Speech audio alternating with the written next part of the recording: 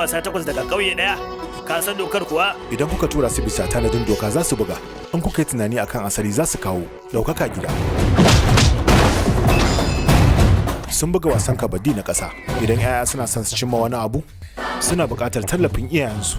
Goben waɗannan 'yan matan da ke son gyara.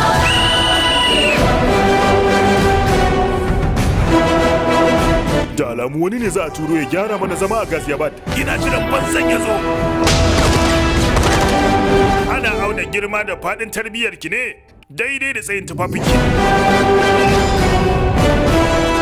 Maza suka rayu aƙalla zuwa shekara 60.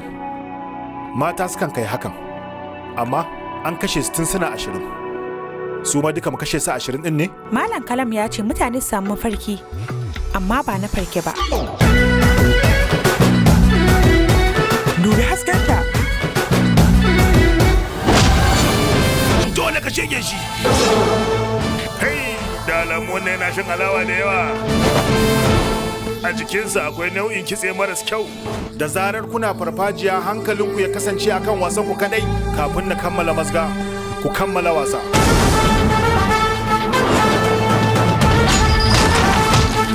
In ma mu kama hanya mu tafi tare, za mu tafi ne bayan mun ci kofi.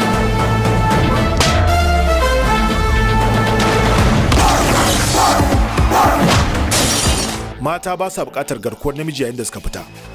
Sai dai ƙwarin gwiwa.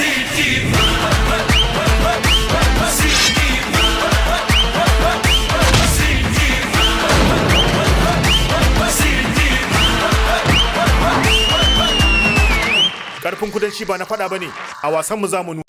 Assalamu alaikum warahmatullahi ta'ala wa barakatuh.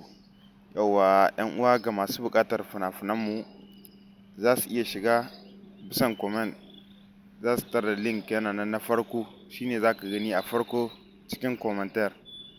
Za ka iya taɓa, zai kai ka duk inda za a yi ma bayani yadda za ka samu fina-finai.